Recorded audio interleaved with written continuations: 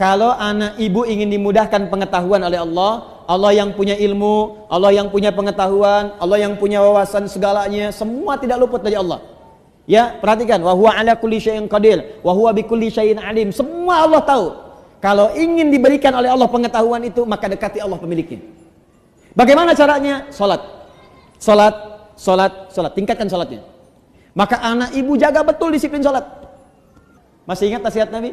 Jika anak usia 7 tahun ajari mereka salat. Usia dia 10 tahun menjelang balik tidak mau salat, maka berikan pelajaran yang membuat dia mengerti. Berikan pelajaran.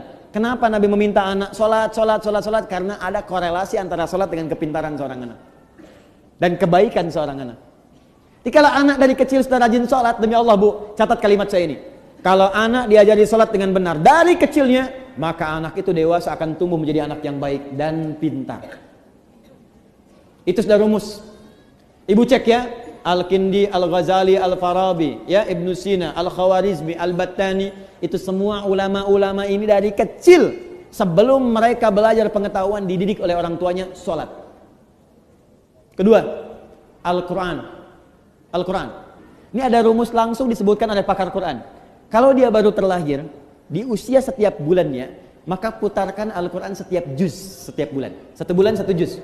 Berurut. Misal, bulan pertama dia lahir, juz 1, Al-Fatihah sampai 141. Juz 2, 142 sampai 253. Juz ketiga, ya 253 sampai dengan Ali Imran ayat ke-92. Terus, juz 1, juz 2, juz 3 sampai juz 30. Jadi begitu anak itu usia 30 bulan, dia sudah mendengar 30 juz. Dan bayi itu fungsi pertamanya pada pendengarannya, bukan pada penglihatannya. Ketika usia 30 bulan artinya 2 tahun setengah. 24 bulan 2 tahun, 6 bulannya setengah, 2 tahun setengah dia sudah mulai bisa bicara. Dan dia sudah menghimpun di memorinya 30 juz Al-Quran. Anak itu, ini sepakat para pakar Quran, hanya tinggal diajarkan menghafal Quran 6 bulan hafal Quran 30 juz. Di 3 tahun anak itu sudah hafal 30 juz. Ibu cari murattal 30 juz. Misal dengan speaker aktif atau yang lain, ibu putar aja di rumah 24 jam. Simpan di ruangan yang strategis, di ruang tengah, di kamar tidur. Saya biasanya di rumah itu di speaker aktif ada sesuai dengan tempat lah. Di setiap kamar kami simpan speaker aktif, Quran 24 jam aja putar. Di ruangan tengah ada di situ. Jadi tiap hari yang terdengar Quran. Tiap hari. Itu suasananya beda Bu, akan lain suasananya, beda. Ibu buka ya, ada kitab namanya Bidayatul Mujtahid. Sekarang banyak digandrungi, kitab fikih. Fikih perbandingan. Bidayatul Mujtahid ini Bu, itu tentang fikih perbandingan, tapi yang nulis dokter bedah. Dokter bedah, dokter spesialisasi bedah, hafal Quran. Dari hafal Quran ini belajar fikih. Hafal Quran, hafal fikih, kedokteran. Ibnu Sina, hafal Quran, hafal hadis, hafal tafsir, kedokteran. Al-Khawarizmi, hafal Quran, hafal hadis, ahli matematika. Tuh. Hampir semua. Ibu kalau nggak percaya silahkan.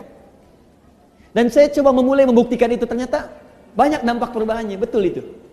Ya, saya belajar Bu, saya belajar. Dan ternyata fisika itu banyak yang bersinggungan dengan nilai-nilai keislaman.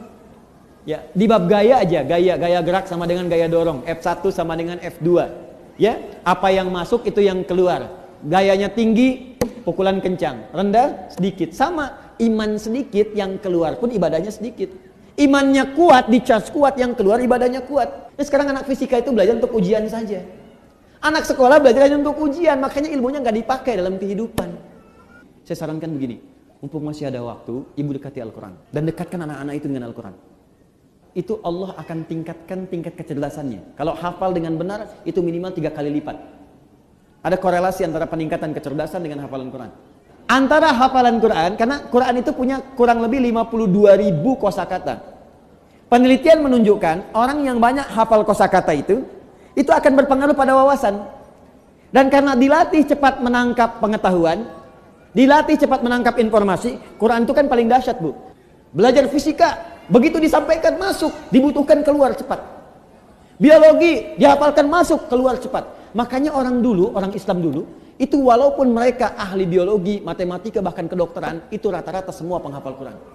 Masya Allah, itu dan kepake ilmunya gitu. Dan sekarang pun masih dikenal.